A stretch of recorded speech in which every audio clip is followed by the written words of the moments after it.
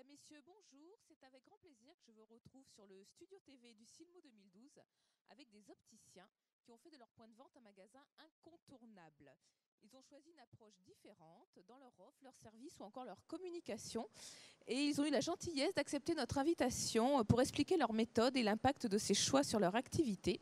Avec nous sur ce plateau, Valérie Carlotti qui a créé le magasin Ice Pleasure à Paris. Bonjour. Bonjour Valérie. Mathilde Bétrancourt du magasin Clair et Net à Rueil-Malmaison. Bonjour. Bonjour Mathilde. Joël Mandiburu qui est fondateur du groupement iLike. Bonjour. Et Aline Gamrasni, directrice et fondatrice du magasin Optikid à Paris. Nous attendons également d'un instant à l'autre Antonin Chartier de la marque et du magasin Jimmy Fairly. Alors Mathilde, je vais commencer par vous. Vous avez créé votre magasin en quelle année à Rueil-Malmaison ? Nous avons créé en 2008.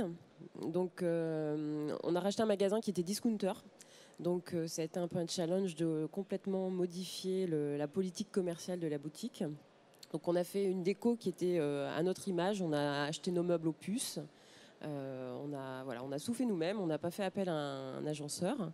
Donc on a un magasin qui est complètement atypique. Les gens, quand ils viennent chez nous, ont l'impression d'être chez eux. Donc alors, déjà, quand vous avez entamé votre réflexion par rapport à la création de votre point de vente, quel était le constat que vous faisiez et qu'est-ce que vous aviez envie de faire ?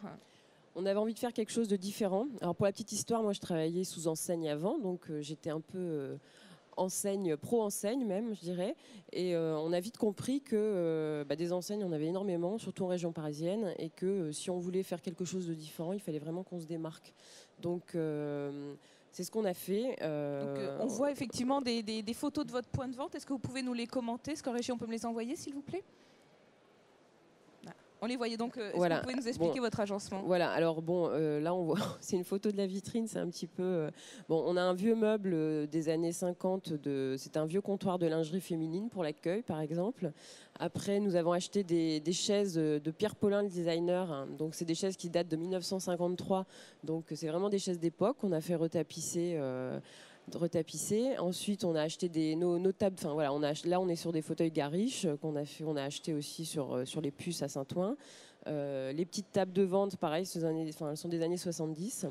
D'accord, donc voilà. Un esprit très vintage dans la déco. Tout à fait, voilà. Après, pour la partie lunettes, montures, on s'est équipé chez les distributeurs de présentoirs classiques en fait. Voilà. Donc effectivement, après on reviendra sur votre offre en produits. Voilà. Joël, vous êtes opticien à Biarritz et vous êtes à l'origine avec des confrères du groupement iLike. Oui. Est-ce que vous pouvez nous expliquer ce que c'est et quelle est votre approche ?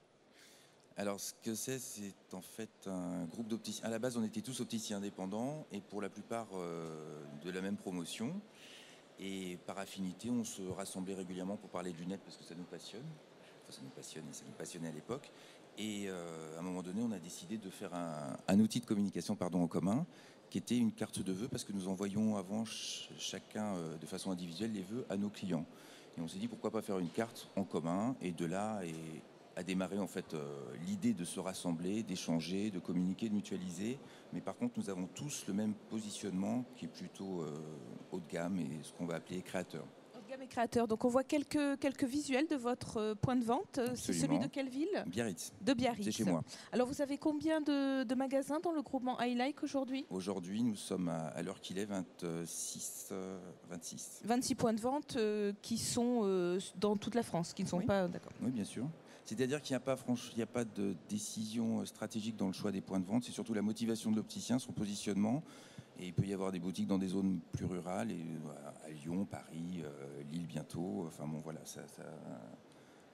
voilà. D'accord. Donc c'est pas une enseigne. Les magasins ne sont pas tous identiques. Surtout pas. On se défend d'être une franchise ou une enseigne. D'ailleurs, les statuts ne sont pas du tout ceux d'une franchise. C'est plutôt une sorte de signe distinctif, de fil conducteur qui nous fédère, quoi. C'est-à-dire que le nom de l'opticien ne sera jamais caché. Au contraire, c'est vraiment, on va chez l'opticien. C'est comme un club. En quelque sorte. D'accord. Est-ce que vous pouvez nous commenter les visuels que l'on voit défiler à l'écran ? Qu'est-ce qui fait des magasins iLike des magasins qui sont différents ? Alors, ce que vous voyez là, vous voyez des sacs. Et ensuite, vous voyez comment on a mis en avant la technicité. Nous, on est vraiment très pro cœur de métier. Et le cœur de métier, c'est même plus la meule, ce sont les mains. C'est-à-dire que tout ce qui se vend passe par nos mains. Et tout le travail qui est fait, la transformation du verre, passe par nos mains aussi. Et donc c'est pour ça qu'on a fait des photos de main. Ensuite le sac, donc là-bas vous avez Highlight bien sûr, mais sur l'autre versant vous avez le nom de l'opticien.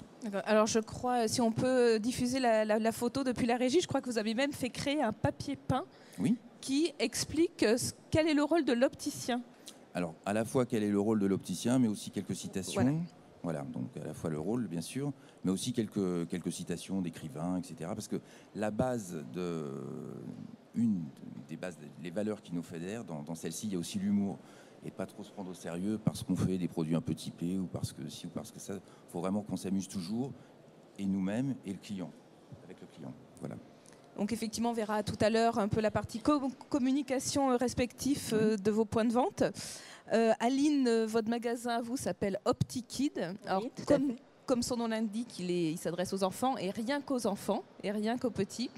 Alors c'est étonnant puisqu'en général l'offre enfant représente 10% environ, parfois moins de l'offre d'un magasin généraliste. Vous avez décidé d'en faire votre cœur de cible. Pour quelle raison ?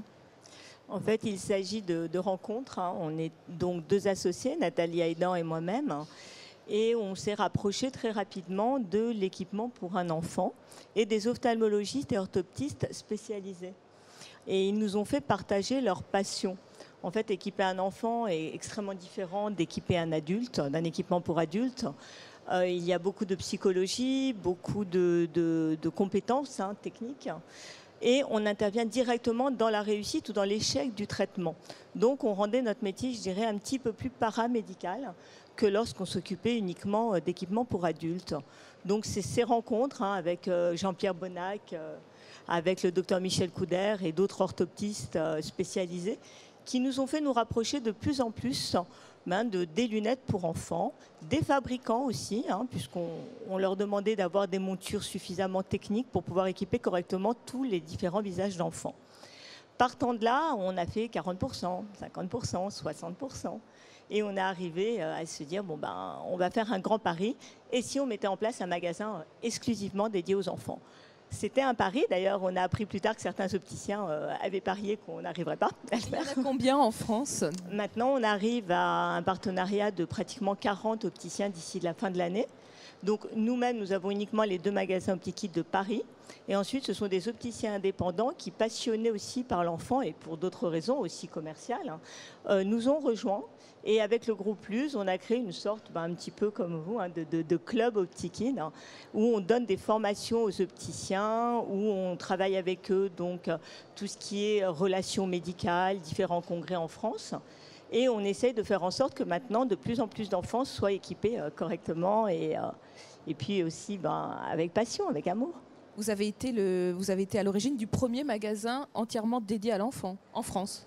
Il y en avait d'autres avant ? Oui, il y en avait d'autres. Je crois qu'il y a eu à un moment donné Kid Optique à Paris, mais qui a ouvert peu de temps, qui n'a pas continué. Il a, je crois, retransformé ou vendu son magasin. Il y a à Tours Kid Optique, Nicolas Bonnard, aussi, qu'on connaît bien, avec qui on est très amis. Et après, certains ont ouvert, je crois, à Lille ou ailleurs, mais... On voit que ça reste rare quand même. Voilà. Et Tropique, bien sûr, qui avait ouvert Cours de Vincennes, à peu près à la même époque que nous, mais qui est uniquement tropique, donc pas généraliste. D'accord. Alors Valérie Carlotti, vous avez quant à vous créé le magasin Ice Pleasure à Paris. Oui. Quels sont les grands principes qui ont été à l'origine de votre concept ? Les grands principes à l'origine d'Ice Pleasure, ça a été vraiment un constat qu'on était sur un marché de distribution optique qui n'était pas segmenté. Et avec un besoin déjà ressenti personnellement de positionnement. En fait, je ne suis pas du sérail de l'optique et pour moi, aller chez l'opticien, ce n'était pas nécessairement un moment de plaisir et de bonheur. Donc, je dirais que j'ai créé un magasin à l'image de ce que je ne trouvais pas et de ce que je recherchais. Vous avez fait une formation de commerce, je crois ? Tout à fait. J'ai fait HEC et puis après, j'ai travaillé dans divers univers, la banque d'affaires, le design. Et vraiment, ce que j'ai constaté sur ce marché de l'optique, au moins il y a 6 ans quand j'ai commencé, c'est qu'il y avait très très peu de positionnement. Que finalement, l'opticien, c'était un opticien un commerce de proximité et que l'idée, c'était de vendre un peu tous les produits à tout le monde. Et donc du coup, vous avez décidé d'avoir un positionnement très ciblé. Tout à fait. Est-ce que vous pouvez nous l'expliquer? On voit défiler quelques photos de votre magasin. Le positionnement très ciblé, je dirais avant tout un positionnement haut de gamme dans le choix des produits, aussi bien monture que verre, dans le choix du merchandising et dans le choix du service. Est-ce que vous pouvez nous commenter les quelques photos qui défilent de votre magasin? Donc là, pour mettre en avant, en fait, parallèlement, ce que je constatais, c'est qu'il y avait dans le milieu de l'optique des créateurs de montures vraiment beaucoup d'initiatives, beaucoup de choses qui tournaient autour du design, de la recherche de matériaux nouveaux, de formes intéressantes. Donc le magasin a été créé par un pool de designers avec des mises en scène de produits qui sont plutôt proches de ce qu'on peut voir dans le design que dans l'optique en général. Là, vous voyez le mur de solaire où on voit beaucoup de produits présentés parce que c'est souvent un achat coup de cœur. En revanche, sur les produits optiques, on est sur une présentation de très très peu de produits pour plutôt mettre le produit en avant et non pas des linéaires de lunettes ou qui perdent les gens en général. Enfin, qui me perdaient moi au moins. Je vois Joël qui acquiesce. Vous avez les mêmes principes?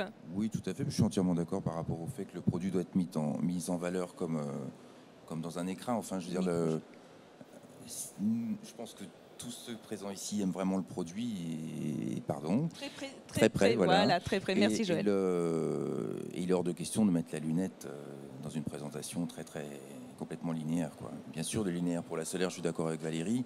Après, pour les mises en scène de lunettes optiques, c'est bien que chaque spécificité de la lunette soit remarquée par la présentation. Oui, bien sûr, je suis d'accord. On va parler de l'offre monture maintenant, puisqu'effectivement les clients viennent dans les magasins d'optique pour acheter des lunettes. Mathilde, quel type de monture vous proposez? Comment choisissez-vous votre offre? Alors pour notre part, on ne travaille qu'avec des lunetiers. On n'a aucune griffe de prêt-à-porter dans notre boutique. On fait pas Ray-Ban. Donc on travaille qu'avec des lunetiers dont c'est le métier de faire des lunettes en fait. Donc on est des vrais passionnés par les produits. Donc c'est vrai qu'on cherche toujours des nouvelles choses. Donc on est plutôt ciblé créateur. On a une offre tout public quand même parce que à Rueil on a quand même une clientèle un peu tout public aussi. Donc on cible un peu tout le monde, mais on est quand même très axé créateur. Maintenant on travaille beaucoup avec du vintage. On achète beaucoup de vieux stocks. On arrive à récupérer des vieilles montures. Donc c'est du vrai vintage. Du vrai vintage. Pas du on a des néo-vintage. produits qui ont 40 ans, 50 ans. Donc c'est des modèles uniques la plupart du temps, mais donc on se démarque grâce à ça parce que le client quand il vient chez nous, il sait qu'il a un produit qui parfois est unique. Il y a des modèles sur lesquels il n'y a plus qu'un modèle, donc les clients sont très contents d'avoir un produit différent. Et après pour tout ce qui est, nous accompagnons le client du début à la fin dans le choix de sa monture, c'est-à-dire qu'on n'est pas dans un magasin on n'est pas dans un supermarché de la lunette. C'est-à-dire que moi, le client qui ne veut pas de mon aide pour choisir sa lunette, il n'a pas passé la bonne porte. Il y a beaucoup de supermarchés de la lunette, surtout en région parisienne. Moi, chez moi, le client, s'il ne veut pas de mon aide, il fait pas ses lunettes chez moi. Alors c'est un peu dur ce que je dis, mais moi, le client, il passe par nous et on le conseille. Donc, on va passer 1 heure, 1 heure et demie avec chaque client. Donc, ça prend du temps. Mais par contre, le client ressort avec le sourire jusqu'aux oreilles. Ils ont un produit qui est unique et on a aussi on a un côté éthique dans notre façon de choisir le produit. C'est-à-dire qu'on explique au client comment le produit est fait. Vous racontez une histoire. On raconte une histoire sur la lunette. On est vraiment des passionnés sur les fabrications, sur les matériaux. Et c'est vrai qu'on essaie de faire comprendre aux clients que une lunette, c'est pas forcément fait pour être changé tous les ans. Et les gens sont amoureux de leurs produits, les gens sont amoureux de leurs lunettes. Et parfois, au bout de 2-3 ans, quand il faut changer les verres, les gens ne changent pas leurs lunettes. Et nous, on est un peu satisfaits de ça parce qu'en fait, aujourd'hui, où on parle de consommation à outrance, en fait, nous, on essaie justement de faire un peu de l'optique raisonnable aussi parce que aujourd'hui, quand on travaille avec des vrais lunetiers qui font des produits de qualité, les lunettes, elles peuvent durer 5-6 ans sans qu'on ait besoin de les changer.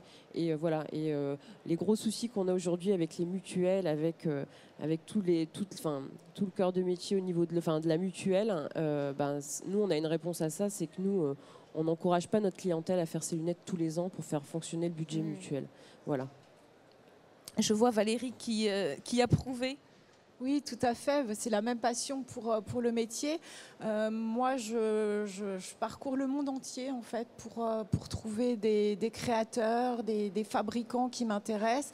Il y a un côté décryptage au sens où je vais allier des produits créateurs avec un design très intéressant, des produits plus techniques.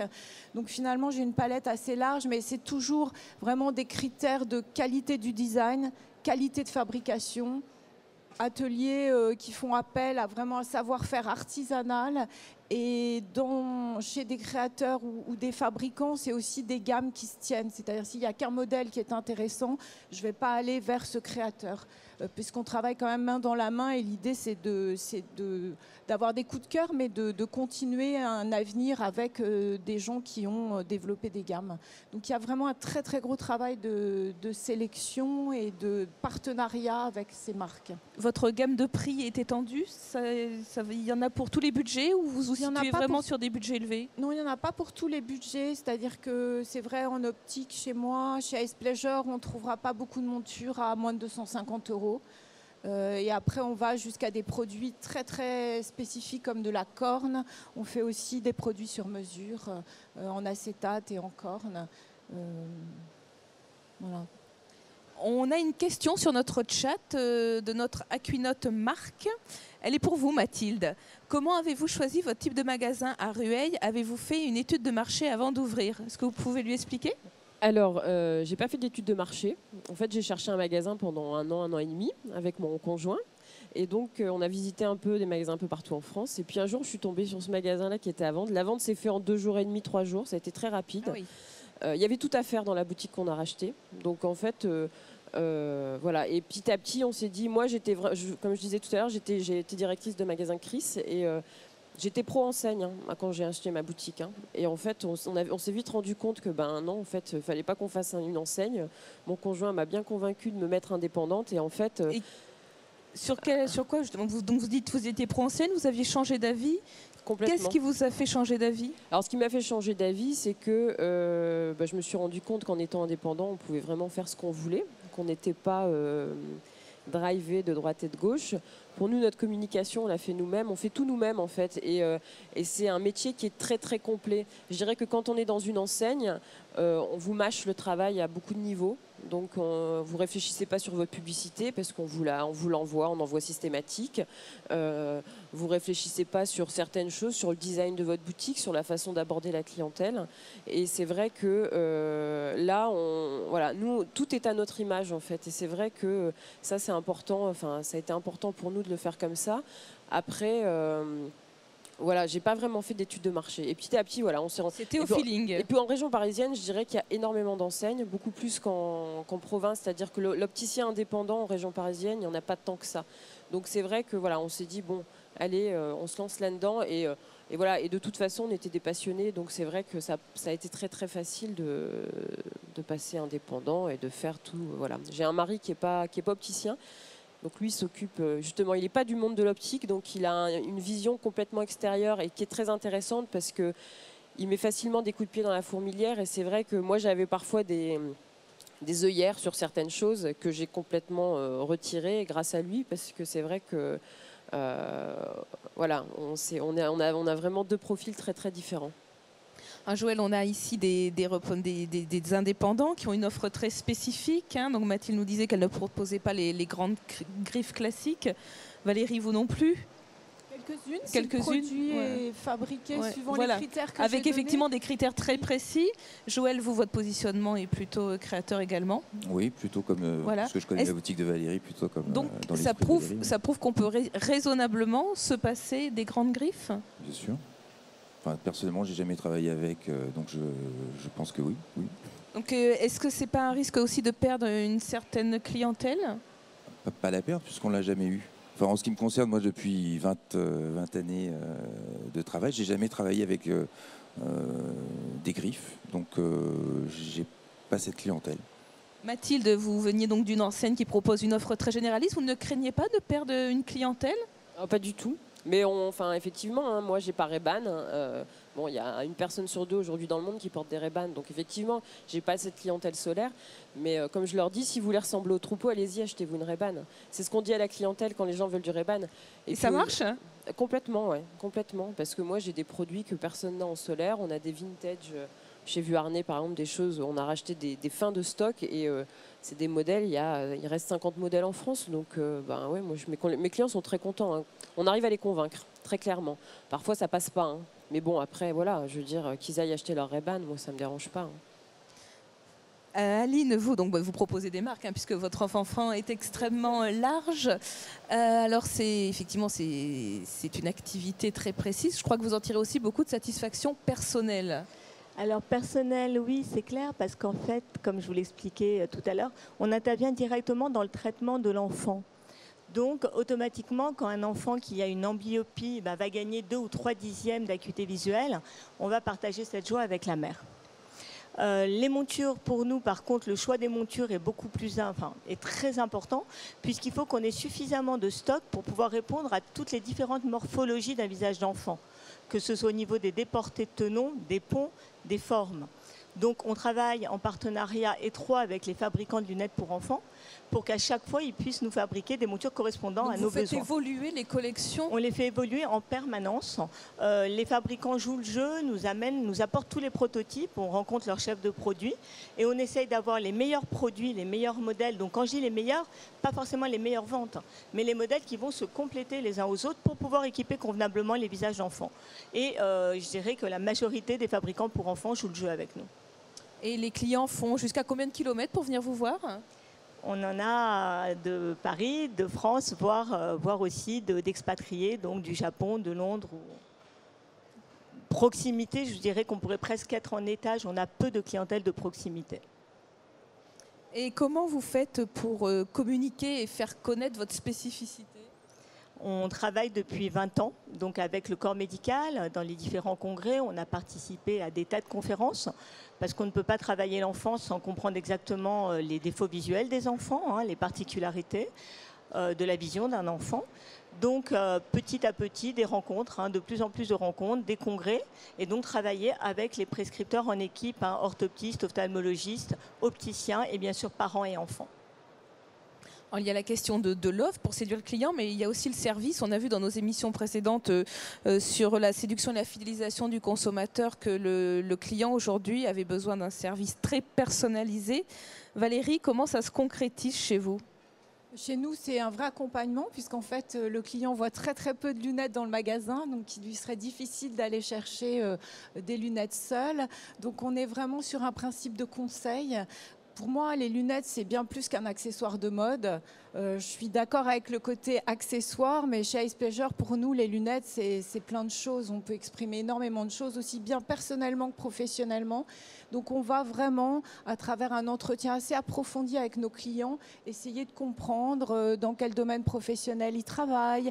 Est-ce qu'il a envie de porter des lunettes marquées? Est-ce qu'il n'a pas envie de porter de lunettes?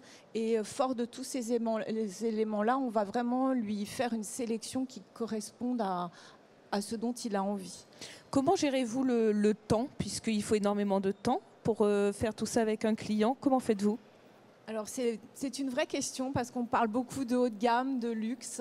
Et là, vous mettez vraiment le doigt sur un élément qui est essentiel pour moi. C'est qu'aujourd'hui, le luxe, c'est pas offrir nécessairement des produits extrêmement chers, avoir un joli magasin avec du velours. C'est le temps qu'on accorde aux clients. Donc le temps, ça fait partie vraiment de notre service. Et évidemment, on le gère et on le gère aussi pour le client. Mais lors d'un premier entretien avec un client, on est vraiment à son écoute et on passe facilement 1 heure avec lui. Vous travaillez sur rendez-vous? On travaille également sur rendez-vous, pas que sur rendez-vous, mais c'est vrai qu'on préfère les rendez-vous parce que ça permet d'avoir vraiment un opticien libre au moment où la personne arrive dans le magasin. Vous êtes combien dans le magasin? Nous sommes 5 dans le magasin. Il y a une question d'une aquinote, Valérie, qui vous demande au bout de combien de temps ce type de magasin devient rentable. Je pense que ça prend longtemps. Ce magasin devient rentable très rapidement puisqu'en fait, cette manière de travailler peut fonctionner uniquement quand on vend des produits haut de gamme. Parce que c'est vrai que sur un produit, je dirais, qui coûte peu cher, on n'a pas le temps d'accorder ce conseil, ce temps aux clients. Et notre rentabilité, elle vient aussi du fait d'une très très forte... les gens nous conseillent, donc on a beaucoup de gens qui viennent par recommandation. Donc je pense que le développement se fait beaucoup plus vite que dans un magasin normal, parce que le passage représente une partie de notre clientèle, mais les recommandations clients sont très très élevées, et surtout on a des gens qui reviennent régulièrement, qui veulent voir des nouveaux produits, qui ont envie peut-être pas de changer leurs premières lunettes qu'ils ont adorées, mais d'en avoir d'autres parce qu'ils ont compris tout ce qu'ils pouvaient faire avec une paire de lunettes qui leur convenait. Une vraie stratégie de fidélisation. Il y a une vraie stratégie de fidélisation, et c'est en cela que la rentabilité, elle vient rapidement. Joël, en termes de rentabilité, pouvez-vous également répondre à notre Aquinote? Vous êtes d'accord? Moi, je suis complètement d'accord. Alors c'est intéressant aussi cette question de rentabilité, puisqu'on dit que souvent l'enfant n'est pas rentable. Est-ce que vous êtes d'accord? Alors au niveau du temps passé, il est clair qu'on passe, je dirais, plus de 30 minutes minimum avec les parents et l'enfant, puisqu'on doit expliquer déjà aux parents l'importance du port permanent des lunettes, et ensuite faire un choix correct pour les lunettes de l'enfant, et expliquer aussi à l'enfant l'importance du port permanent. Pour effectivement, au niveau rentabilité, cette fois-ci, nous, un équipement qui, en général, ne dépasse pas forcément, en moyenne, 200, 250 €. Donc, on passe énormément de temps. Il faut donc avoir plus de collaborateurs. Et il est clair que la rentabilité... Il y en a combien dans votre magasin? Plus difficile à... On est aujourd'hui 8 sur 2 magasins, une équipe de 8, en sachant aussi que beaucoup de temps est passé au SAV, au réajustage, et donc... Clairement, au niveau rentabilité, un magasin que pour enfants n'est pas forcément rentable. Nous, ça fait 20 ans, on travaille énormément. Donc, on travaille, je pense, 2 fois plus qu'un magasin pour adultes qui ferait le même chiffre d'affaires que nous.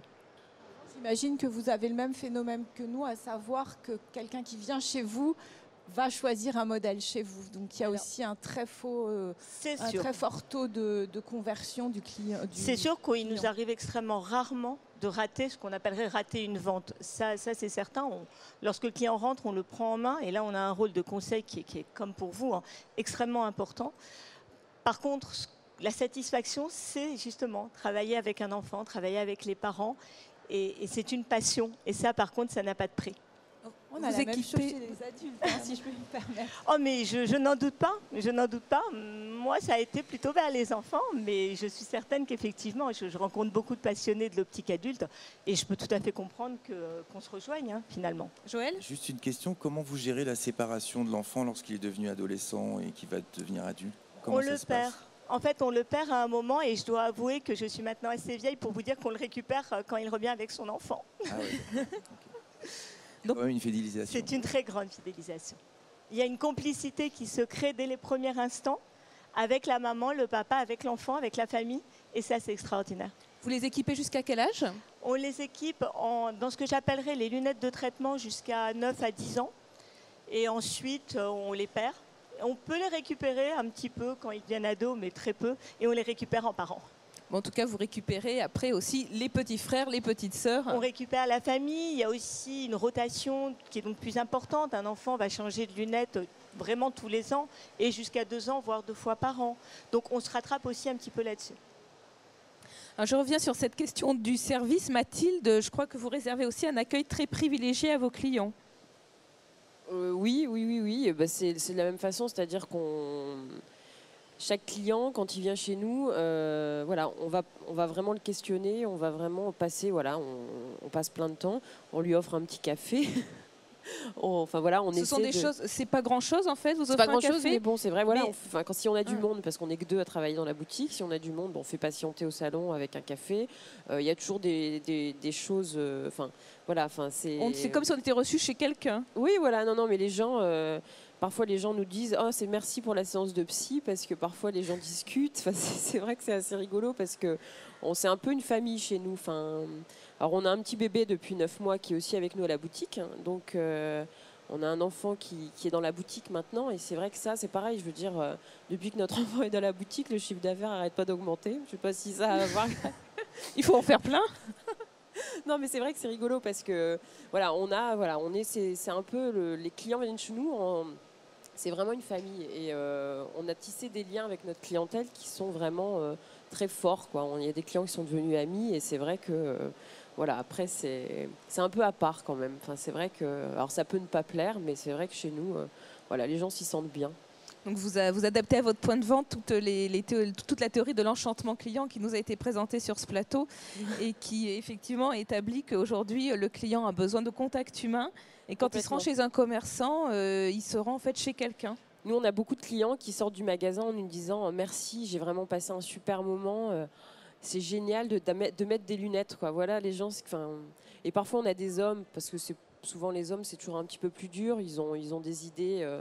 Bon, nous, à Rueil-Malmaison, c'est quand même une population assez classique. Donc, il a fallu aussi qu'on essaie d'équiper des gens très classiques avec des choses beaucoup plus créateurs. On y parvient. Et c'est vrai que...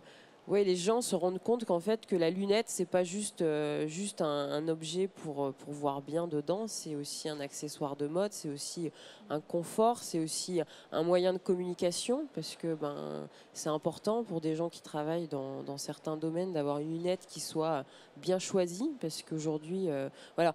Nous, le constat qu'on avait fait aussi, c'est qu'on s'est rendu compte qu'il y a beaucoup de gens qui ont des lunettes qui ne leur vont pas. Oui, je vois que Valérie qui acquiesce. C'est une catastrophe, en fait. On s'est rendu compte aussi. qu'aujourd'hui, voilà, les gens ne savent pas choisir leurs lunettes parce qu'ils les choisissent tout seuls. Et en fait, nous, voilà, ils ne sont voilà pas notre accompagnés différence. par l'opticien. Tout à fait. Vous le constatez aussi, Valérie? Oui, tout à fait. C'est très difficile de choisir des lunettes seules, mais moi, je choisis... pas mes lunettes toutes seules parce qu'on a du mal à se voir, à avoir le recul. Et puis après, je dirais, dans tous les milieux professionnels, dans la vie personnelle, ça concerne tout le monde d'avoir des lunettes qui lui vont bien, qui lui correspondent bien. C'est vraiment important. Et à tel point que, en fait, moi, le recrutement chez Ice Pleasure, les opticiens qui viennent travailler chez moi, je les forme à des choses qu'ils n'apprennent pas à l'école. C'est-à-dire par exemple, il y a une formation au style, à l'image, au mélange des couleurs, aux formes, au design. Il y a plein de choses qui leur sont nécessaires et qu'ils n'apprennent pas à l'école. Et tant qu'on n'a pas eu cette approche, il est très très difficile de conseiller, ou alors on reste dans quelque chose qui est très très subjectif. Joël, cette stratégie de formation est également très importante pour vous, pour accompagner le client? Tout à fait. Et de la même façon que Valérie, nous, on est en train d'organiser des formations en ce moment avec les meilleurs ouvriers de France qui sont sur le salon. Sont tout à côté de notre plateau. Voilà. Oui, juste en face. Et c'est vrai que cette notion, au-delà de l'opticien qui est nécessaire pour choisir les lunettes, moi je dirais même que c'est l'humain qui va... être un bon opticien, ça, déjà c'est le B à bas, mais c'est en plus avoir une personnalité, une sensibilité, une culture produit, bien sûr. Enfin bon, être en totale en phase avec le client, quoi. Enfin, pour nous, c'est la moindre des choses, quoi. Alors, ça nécessite combien de formations par an? Non, mais après c'est surtout en boutique, c'est surtout sur le terrain, c'est aussi le premier échange avec la personne qu'on va recruter, et puis je dirais une alchimie de sensibilité, mais c'est valable dans toutes les boutiques qu'on peut rencontrer, hein. Et puis chez nos confrères, consoeurs, c'est la même chose. C'est sûr qu'un client ne sera jamais un numéro chez nous, et qu'au contraire, je ne veux pas dire que plus on passe de temps c'est mieux, mais c'est vrai quand même, il y a de ça, quoi. Alors on voit que vous avez effectivement un vrai savoir-faire dans l'approche client, mais il faut aussi le faire savoir. Quel type d'opération de communication vous mettez en place? Alors, au sein d'Highlight, chaque opticien chez nous est complètement libre de faire ce qu'il souhaite. Et vraiment, nous, ce qui nous fédère tous ces opticiens, ce sont les valeurs, c'est-à-dire l'éthique, l'authenticité, l'amour de la création. Mais après, on n'est pas, je répète, une franchise, donc chacun va avoir développer ses opérations. Par contre, nous sommes là pour les accompagner s'ils le souhaitent. Et nous avons une agence à leur service pour décliner leur communication. Est-ce que vous pouvez nous expliquer ce qu'on voit à l'écran? Ce sont des chocolats qu'on a fait réaliser par un chocolatier, puisque Bayonne est la capitale du chocolat, en fait. Et on a fait faire un chocolat très très fin pour Pâques, avec en doré, en or fin le logo. Et ça, c'est pour offrir à vos clients. Oui, bien sûr. Toutes les attentions qu'on peut avoir pour notre client sont bonnes. Quand vous êtes gentil avec quelqu'un, c'est rare qu'on vous le reproche, non? Vous ne croyez pas? Nous, c'est pareil. Donc là, avec beaucoup d'humour, toujours de l'humour. Oui. Mais pour en revenir aux opérations, ça peut être des trunk shows, ça peut être on accompagne les gens sur, par exemple, le Téléthon, qui est une opération qu'on organiserait nationalement. Enfin bon, il y a plein de choses. Ça, c'était une page d'accueil internet pour le 14 juillet. Donc voilà, des petits clins d'œil, mais et chacun prend ce qu'il souhaite. C'est-à-dire qu'on ne veut pas formater et en même temps, contrairement à vous, on pense qu'on ne peut pas tout faire non plus en boutique. Parfois, on n'a pas le temps. C'est pas qu'on ne peut pas le faire, mais c'est que parfois, on n'a pas le temps et que bon, bah, si on peut déléguer, c'est bien. Voilà. Par contre, avec des pointures. Il faut que tous les intervenants soient bons dans ce qu'ils font et passionnés. Important. Mathilde, vous mettez aussi en place des opérations de communication avec beaucoup d'humour, je crois.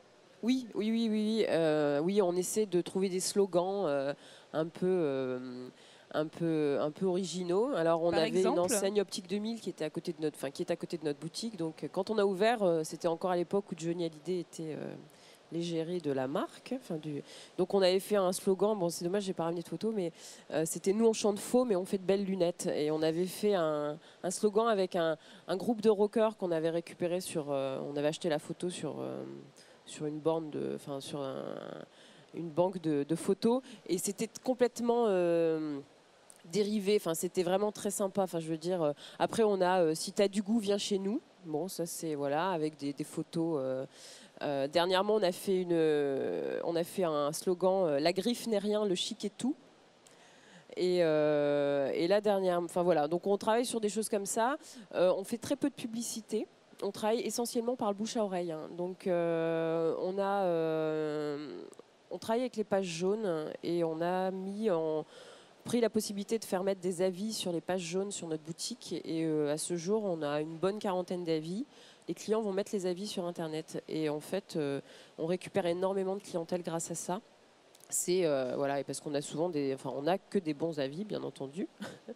Et c'est vrai que voilà, on travaille que par le bouche à oreille. Donc, vous avez un site internet également, on a une page Facebook. Voilà, ouais, on commence. C'est pas trop. On commence. Mais bon. Vous présentez votre approche client sur le site internet. Tout à fait.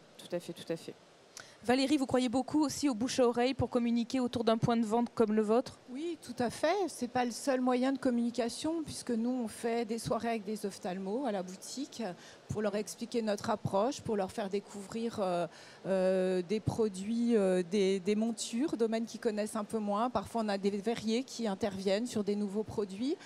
On voulait faire découvrir aussi au grand public le monde de la création et les créateurs qui sont très méconnus par rapport aux marques. Donc on a lancé un magazine, un web magazine il y a 4 ans maintenant qui s'appelle Lunettes Édition et où on parle de tout cet artisanat, de tout ce qui se passe en création pour vraiment partager ce milieu qui est merveilleux avec des internautes. Et puis on fait aussi ce qu'on appelle dans notre métier les trunk shows, c'est-à-dire faire découvrir un designer et que des gens essayent des lunettes vers lesquelles ils ne seraient pas nécessairement allés. On n'est pas dans l'humour, on est beaucoup plus, enfin ça ne veut pas dire qu'on n'en est pas, mais c'est vrai qu'on communique beaucoup plus sur l'aspect design que j'ai vraiment à cœur. Voilà, c'est l'aspect design et savoir-faire dans la fabrication. Joël, cette émission touche à sa fin. Pour conclure, est-ce que vous auriez quelques conseils à donner aux opticiens qui veulent faire eux aussi de leur point de vente un magasin incontournable? D'être vrai, sincère et donner du temps et d'aimer leur métier, d'aimer les lunettes, d'aimer, d'être eux-mêmes. Ça serait mon conseil. Et ne pas penser qu'être indépendant, c'est forcément être tout seul. Ça, on peut être indépendant et partager. Je trouve que c'est le partage et l'écoute, c'est important.